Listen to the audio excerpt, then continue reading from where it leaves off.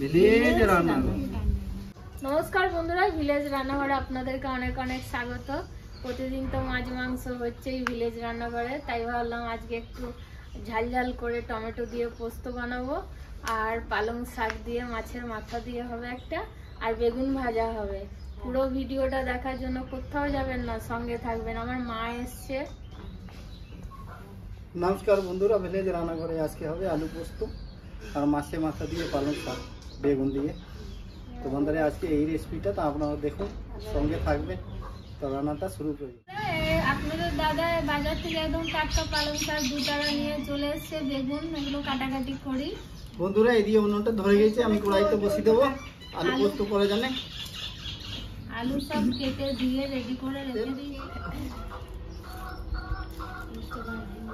পালং শাকগুলো কিন্তু একদম কচি আছে, আমি ছোট করে কাটছি না, বড় বড়ই কেটে দিচ্ছি, কারণ গলে যাবে। কচি একদম। বন্ধুরা সামরা দিয়ে দেবো, 2 শুকনো লঙ্কা কেটে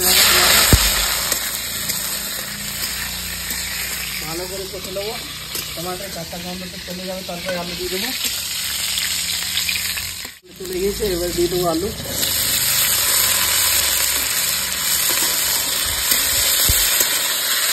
আলু ভালো করে কষে নেবো। 1 চামচ লবণ দেবো, সামান্য আর একটু দিয়ে দেবো, আর লাগবে না কিছু। এটাতে ভালো করে কষে লাল লাল করে নেবো। হালকা লাল লাল হয়ে গেছে, এবার কাঁচা লঙ্কা দিয়ে দেবো কটা। কাঁচা লঙ্কা দিয়ে জল দিয়ে দেবো।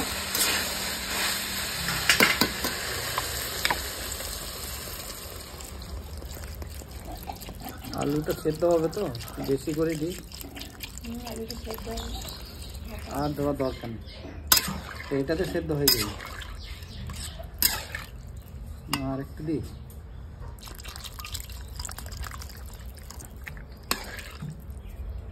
ঢাকা। পোস্ত তো বসানো হয়ে গেল, আর পোস্তটা হতে হতে আমি বেটে নিই।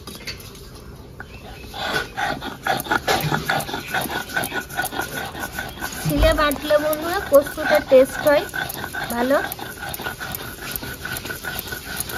পোস্তটা বাটা হয়ে গেল, পোস্তটা তুলে নেবো। একটা লঙ্কা দেবো, একটু ঝাল ঝাল হবে।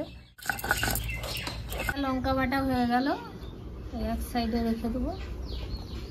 পোস্তটা আমার রেডি হয়ে গেছে, এবার নামিয়ে দেবো। এই জলটা টেনে নেবে পোস্ত দেওয়ার সময়।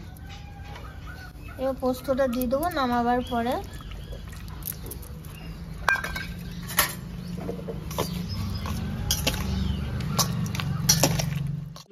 বেগুনে নুন হলুদ মাখিয়ে নেবো।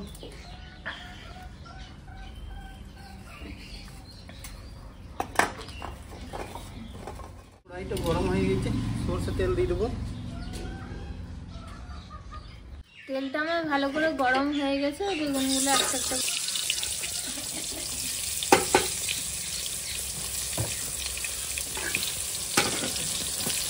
কড়াইটা বড় আছে তো সবগুলোই ধরে যাবে, আমি দিয়ে দিচ্ছি। বেগুনটা আমার ভাজা হয়ে গেছে, এবার তুলে নেবো। বেশ কড়া করে ভাজা হয়ে গেছে। এখানে 2 শুকনো লঙ্কা, সামান্য জিরে দিয়ে দেবো, একটু সম্বরা দিয়ে দেবো, কেটে রাখা বেগুনগুলো দিয়ে দেবো, দিয়ে দেবো। বন্ধুরা শাকটা আমার অনেকটাই হেজে গেছে, এবার আমি পরিমাণ মতো লবণ দিয়ে দেবো, হলুদ গুঁড়ো, আর তার সাথে একটু লঙ্কা গুঁড়ো দিয়ে দেবো, আর সামান্য একটু চিনি, লঙ্কা দিয়ে দেবো, একটু ঝাল ঝাল হবে। তারপরে তুলে নেবো। শাকটা কিন্তু আর একটা বাকি আছে, মাছের মাথা দেওয়া, ভেজে তারপরে মাছের মাথাটা দেবো। তেলটা দিয়ে দিচ্ছি মাছের মাথার জন্য, ভালো করে গরম হয়ে গেছে। এবার মাথা দুটো ফেলে দেবো।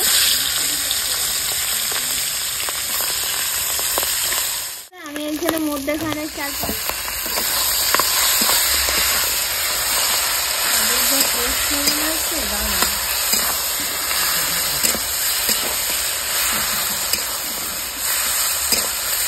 রেডি হয়ে গেছে, নামিয়ে দেবো। জানিস তো এই যে বেগুন ভাজা পোস্ত দিই,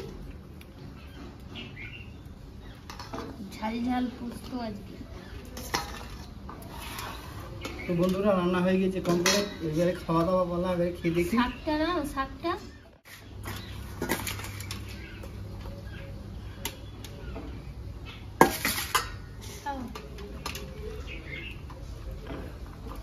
শাকটা খেয়ে দেখো কেমন হয়েছে। দারুণ হয়েছে, দারুণ। কেমন বন্ধুরা হয়েছে? দারুণ হয়েছে, শাকটাও দারুণ হয়েছে।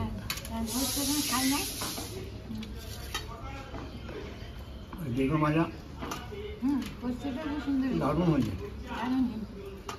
বেগুন ভাজা এখন প্রথম প্রথম বেগুনগুলো করছি তো খুব ভালো লাগছে, দারুণ লাগছে, দারুণ। গরম গরম ভাত, গরম গরম পোস্ত, বেগুন ভাজা, পালং শাক মাছের মাথা দিয়ে, এটা ছাঁচড়ার মতনই হয়েছে বন্ধুরা, খুব খেতে খুব স্বাদ হয়েছে। বন্ধুরা এই কেমন লাগলো অবশ্যই কমেন্টের মাধ্যমে জানাবেন। আর ভিলেজ রান্নাঘর চ্যানেলটিতে নতুন হয়ে থাকলে লাইক শেয়ার আর অবশ্যই সাবস্ক্রাইব করে পাশে থাকবেন, বেল ঘন্টির পাশে ক্লিক করবেন আর নোটিফিকেশনটা অন করে রাখবেন যাতে ভিলেজ রান্নাঘর চ্যানেলটি আপনার কাছে চলে আসে। সুস্থ থাকবেন, সাবধানে থাকবেন। পরের দিন আবার অন্য কোনো নতুন রেসিপি নিয়ে আসবো। বন্ধুরা ভিলেজ রান্নাঘরে নতুন নতুন ভালো ভালো রেসিপি দেখে জানে ফেসবুক চ্যানেলটাকে ফলো করবে আর পাশে থাকবে।